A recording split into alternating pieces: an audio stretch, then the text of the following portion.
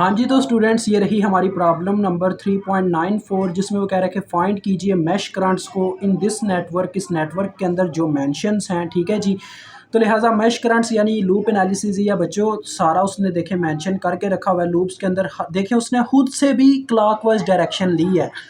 अब anti clockwise लेना कोई गलत बात तो नहीं है, लेकिन देखें उसको पता है कि क्लॉकवाइज डायरेक्शन हमेशा करंट की जो है ना क्वेश्चन आसान बनाती है। एंटी क्लॉकवाइज में असल में ना कुछ चीज़ें होती हैं जो हमें मतलब कि मद्देनज़र रखनी पड़ती हैं। अभी मैं यार आपके सामने क्लियर करता हूँ, एंटी क्लॉकवाइज ना मैंने कभी लिया ही नहीं है, क्योंकि एंटी क्लॉकवाइज में ना रेजिस्टेंस के साथ जो वोल्टेज प्रोड्यूस होते हैं वो माइनस में प्रोड्यूस होते हैं, तो मसला वहाँ पे थोड़ा बहुत आ जाता है। बंदे को मतलब समझ नहीं आ रही होती हम कहाँ पे क्या करेंगे। तो यार इसी वजह से मैं ना आपको एक कंसेप्ट के साथ लेके चल रहा हूँ, ठीक है। हमेशा क्लॉकवाइज डायरेक्शन में करंट को फ्लो करवाओ। अब उसने वेरिएबल तो अपनी मर्जी से ले दी हैं और वो कह रहा है कि जितनी भी यार यहाँ पे करंट्स मौजूद हैं उन सब की वैल्यूज़ बस मुझे मालूम कर दो।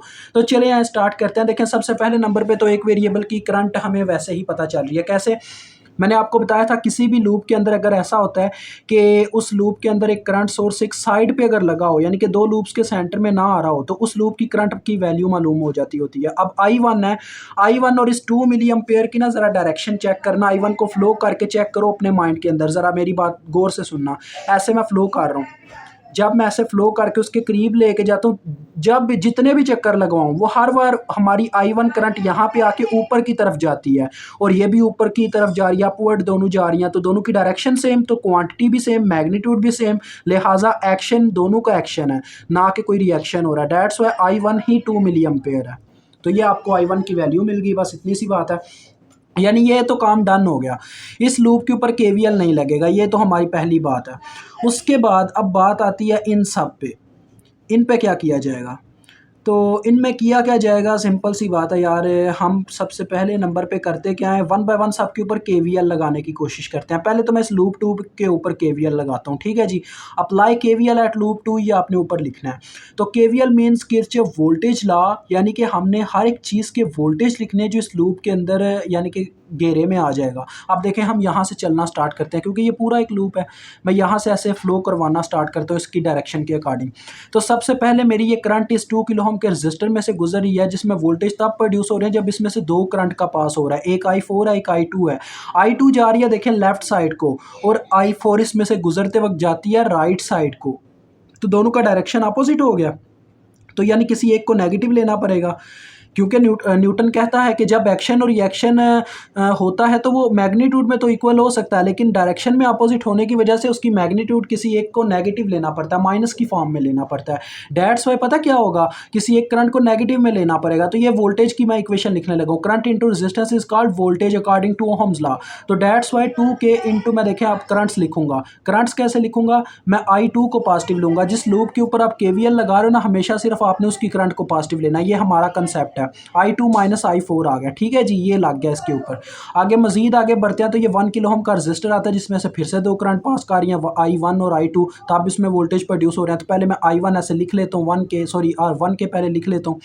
फिर मैं बात करता हूँ I2, देखें इसमें से ऐसे ऊपर की तरफ जा रही है, I1 इसमें से ऐसे नीचे की तरफ जा रही है, फिर से डायरेक्शन अपोजिट हो गई, I2 ही पॉजिटिव ली जाएगी, क्योंकि जिस लूप के ऊपर KVL लगेगा हम सिर्फ उसी की करंट को पॉजिटिव लेंगे। अब मैंने ये बात एक दफ़ा दोहरा दी है, 2 दफ़ा दोहराई है, तो मैं दोबारा नहीं दोहराऊंगा, आपको अब पता होना चाहिए। अब I2 जब मजीद आगे बढ़ती है तो ये 2 किलो ओम का रजिस्टर आता है जो सिर्फ एक साइड पे लगा है, यानी कि इसी लूप का बस हिस्सा है, तो लिहाजा इसके तो वोल्टेज सिंपल होंगे 2K I2। और जब नेक्स्ट आगे बढ़ते हैं तो ये इसके पॉजिटिव टर्मिनल में एंटर करती है I2, तो लिहाजा ये आ जाएंगे आगे +12, और देन आपके पास करंट वहीं पे वापस आ गई जहाँ से हमने चलना स्टार्ट किया, तो लिहाजा इज इक्वल टू में आप 0 लगा दोगे, ठीक है। अब इसके ना ज़रा जो आपके पास कह लें वेरिएबल्स हैं उनको ज़रा ना एक तरतीब वाइज रखें। देखें 2K I2 plus 1K I2 plus 2K I2, ये टोटल कितना बन जाएगा, 2 + 1 + 2 यानी 5 बन जाएगा, 5K I2। फिर I4 कर लेते हैं -2K I4, उसके बाद और कोई है ही नहीं, तो -2K I4 आ गया। उसके बाद बच्चों ज़रा अब आपने अपना दिमाग लगाना, ज़रा अपना दिमाग खोल के रखिएगा। ये देखें I2 का किस्सा ख़त्म, I4 का किस्सा ख़त्म, I1 और कांस्टेंट का किस्सा रह गया। I1 की हमें वैल्यू असल में पता है, तो 1 ये देखो बन क्या रहा है, -1K I1, -1K इंटू अगर मैं I1 की वैल्यू पुट करता हूँ एक स्टेप मैं छोड़ रहा हूँ ना, असल में मैंने तो यार ज़रा क्वेश्चन शार्ट बनाना है अपने लिए, मैं आपको समझाने आया हूँ ना कि किसी को आगे चेक करवाने आया हूँ, आपने ये स्टेप नहीं छोड़ना। तो देखो -1 के इंटू मुझे I1 की वैल्यू पुट करनी है।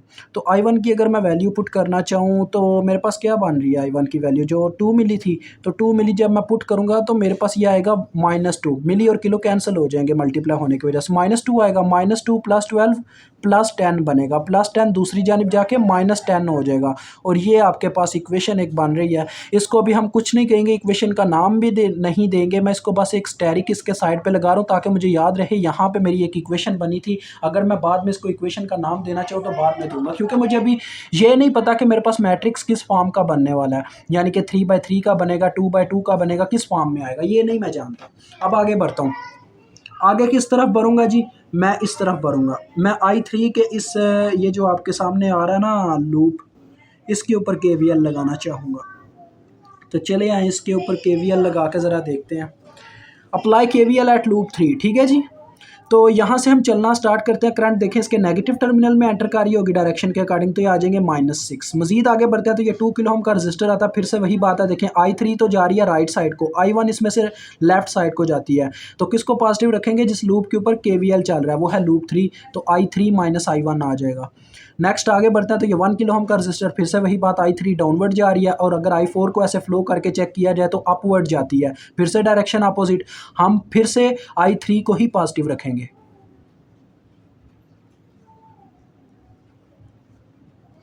तो ये चक्कर भी मुकम्मल हो गया, तो इज इक्वल टू में 0 आ गया। अब इसको भी ज़रा सिंप्लीफाई कर लें, देखें कौन कौन सा वेरिएबल आया। 2 के I3 पहले नंबर पे तो यार हाँ I1 की तो वैल्यू पता ना, उसको छोड़ देते हैं। 2 के I3 + 1 के I3, ये हो गया 3 के I3, ठीक है जी। नेक्स्ट देखें ये बनेगा -1 के I4, ठीक है। और लास्ट में आपको एक यहाँ पे नज़र आ रहा है कांस्टेंट -6 और एक -2 के I1 आपको नज़र आ रहा है, ठीक है। तो देखो ज़रा गौर कीजिएगा, ये बन रहा है -2 के I1, -2 के इंटू I1 का वैल्यू जो कि है 2 मिली, ये भी आपने स्टेप करना है, यानी कि टोटल आपके 3 स्टेप हो रहे हैं, लेकिन मैं 2 कर रहा हूँ थोड़ा यार अपना काम छोटा करने के लिए। तो ये जब I1 की वैल्यू पुट होगी इसमें, तो ये मेरे पास कुछ कंडीशन ऐसी नज़र आ रही होगी जिसके साथ -6 भी लिखा होगा।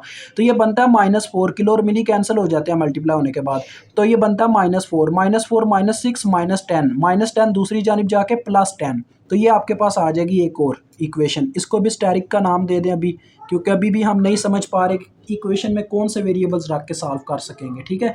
अभी भी नहीं समझ में आ रहा, तो चलें एक कदम आगे बढ़ाते हैं। अब हम लूप 4 के ऊपर KVL लगाते हैं। ये रहा जी आपका लूप 4। तो अप्लाई KVL एट लूप 4, ये लाइन आपने ऊपर लिखनी है, ठीक है जी। तो चलें यहाँ से हम चलना स्टार्ट करते हैं। सबसे पहले नंबर पे ये 1 किलो ओम का रजिस्टर आता है, जिसमें से 2 करंट पास कर रही है, एक I4 है जो कि ऊपर की तरफ जा रही है, एक I3 है जो कि नीचे की तरफ जा रही है। तो लिहाजा फिर से I4 को पॉजिटिव लिया जाएगा क्योंकि लूप 4 की अब बात हो रही है, और I3 को नेगेटिव लिया जाएगा। नेक्स्ट आगे बढ़ते हैं तो ये 2 किलो ओम का रजिस्टर आता है, इसमें से भी 2 करंट पास कर रही है, एक है I4 और एक है I2 जाती है, देखें ऐसे फ्लो करके देखें, ये जाती है राइट साइड को, सॉरी लेफ्ट साइड को, और I4 जाती है राइट साइड को इसमें से। तो लिहाजा I4 फिर से डायरेक्शन दोनों की अपोजिट, तो I4 पॉजिटिव ली, I2 नेगेटिव ले ली। नेक्स्ट नंबर पे आता है ये 1K। तो 1K का क्या चक्कर है, ज़रा 1K का चक्कर समझें। 1K में क्या हो रहा है जी कि 1 किलो ओम में से 2 करंट पास कर रही है, एक I4 है जो नीचे की तरफ जाती है, एक I5 है जो ऊपर की तरफ इसमें से जा रही है। तो ऊपर की तरफ और ये एक नीचे की तरफ, डायरेक्शन फिर से अपोजिट, तो 1K इंटू आ जाएगा I4 - I5, ठीक है जी। कंसेप्ट आप समझ गए हो, मुझे इतना कह लें कि आप पे भरोसा है कि आपका कंसेप्ट इतना तो क्लियर हो चुका होगा, आपको ये मेरी ये इक्वेशन लिखने का तरीका तो समझ आ रही होगा। अब यहाँ पे देखें I2 सबसे छोटा नज़र आ रहा है, I2 को पहले ले आए, -2 के I2, फिर I3 आता है, I3 क्या नंबर लगता है, -1 के I3, फिर आपके पास किसका नंबर लगता है, I4 का, 1 के I4, 2 के I4 और 1 के I4, ये टोटल 4 के I4 हो जाएगा। फिर एट दी लास्ट आपके पास I5 का नंबर लगता है जो कि है -1 के I5 इस इक्वेशन में। और ये आपके पास देखें एक और इक्वेशन आ गया, अब इसके अंदर इतने ज़्यादा वेरिएबल्स हो गए हैं, तो मसला तो बनेगा। अभी हम नहीं जानते किस चीज़ का मसला बनेगा, बात ये असल में है, तो चलें देख लेंगे किसका मसला बनता है। तो मसला सारा रोटी का, ये हमारा नहीं है मसला, हमारा इक्वेशन का मसला है, ठीक है जी। जिनकी सोच में ये आ रहा ना, वो एक अलग ही बात है फिर। अब आपने लूप 5 के ऊपर KVL लगाना है। हम यहाँ से चलना स्टार्ट करेंगे। अप्लाई KVL एट लूप 5, ये आपने लिख लेना है। यहाँ से हमने चलना स्टार्ट किया, करंट 1 किलो ओम रजिस्टर में से गुजरी, जिसमें से 2 करंट पास कर रही थी। I5 ऊपर की तरफ जा रही थी, I4 ऐसे नीचे की तरफ जा रही थी, डायरेक्शन अपोजिट पर। बस इस दफ़ा I5 पॉजिटिव ली जाएगी क्योंकि लूप 5 पे KVL चल रहा है। मज़ीद आगे बढ़ते हैं तो करंट इसके नेगेटिव टर्मिनल में एंटर करते हैं, तो ये आ जाएंगे -12। मज़ीद आगे गए तो करंट इस 1 किलो ओम के रजिस्टर में से गुजरी, तो ये आ गया 1 के I5, क्योंकि इसमें से सिर्फ एक करंट के पास होने के यहाँ पे नज़र आ रहा है, इज़ इक्वल टू 0। अब ज़रा गौर करें, क्या इक्वेशन बनती है -1 के I4 और ये बनता है हमारे पास 2 के I5, और ये 12 दूसरी जानिब चला जाएगा, +12 हो जाएगा।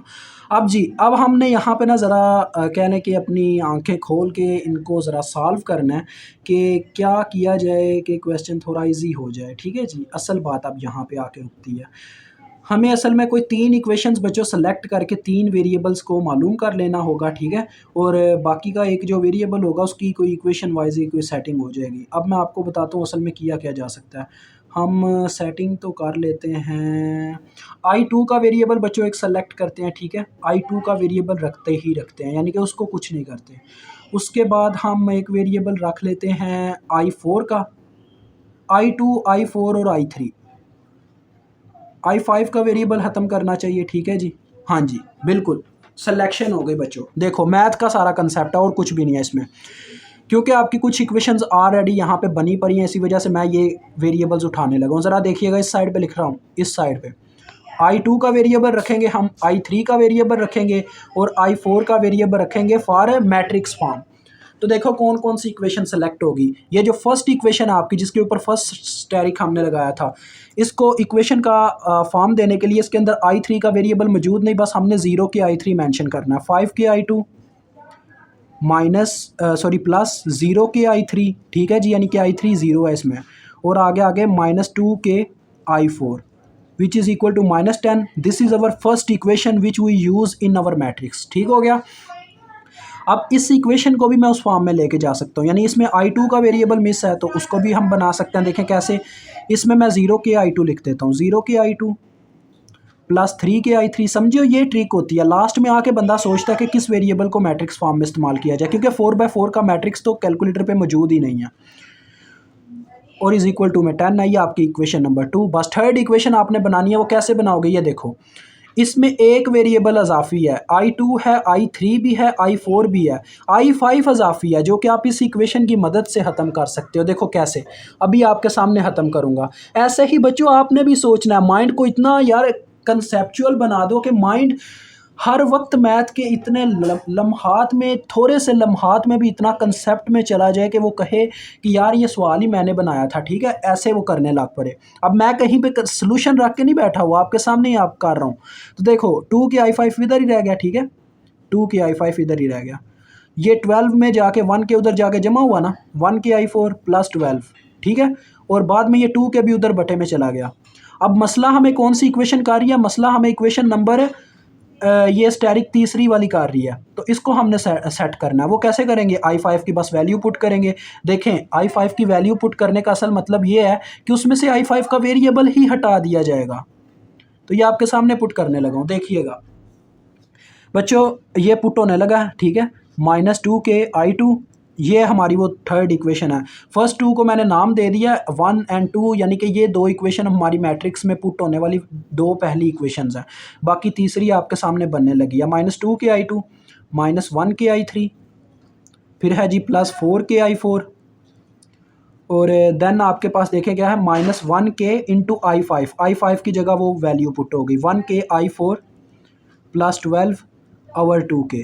ठीक है जी, ये पुट हो गया और इज़ इक्वल टू में आपके पास 0 था। ये देखें किलो किलो से गया, इसके बटे में अब 2 है। तो सिंपल सी बात है यार, या तो आप इनको इशारिये में ले जाओ, जैसे आपको बेटर लगता है। हम चलें यार, इस दफ़ा ना 2 से मल्टीप्लाई नहीं करते पूरी इक्वेशन को, या तो आप ये कर सकते हो ना, या तो पूरी इक्वेशन को 2 से मल्टीप्लाई करके सेट कर लो, या चलो मल्टीप्लाई ही करते हैं यार, इशारिये में नहीं जाते। मल्टीप्लाइंग बाय 2, इसका बटा ख़त्म करने के लिए, ठीक है, 2 से मल्टीप्लाई जब किया, यहाँ पे 2 मल्टीप्लाई हुआ तो ये बन गया -4 के I2, ठीक है जी। उसके बाद यहाँ पे 2 मल्टीप्लाई हुआ तो ये बन गया -2 के I3। अब इसको मैं कुछ नहीं कर रहा, उसकी रीज़न आपको बताता हूँ। यहाँ पे जब आके 2 मल्टीप्लाई होगा, आपको पता है ये 2 इस 2 से कट जाएगा, ये दोनों 2 कट चुके होंगे, ठीक है जी। और इसके साथ जब 2 मल्टीप्लाई हो चुका होगा, ये 8k i4 बन चुका होगा, ठीक है जी, ये 8k बन चुका हुआ है। और यहाँ पे अंदर आपको पता है जो 1k i4 पड़ा हुआ है, 2 बटे वाला तो कट चुका होगा उस 2 के मल्टीप्लाई होने की वजह से, ठीक है, वो कट चुका होगा।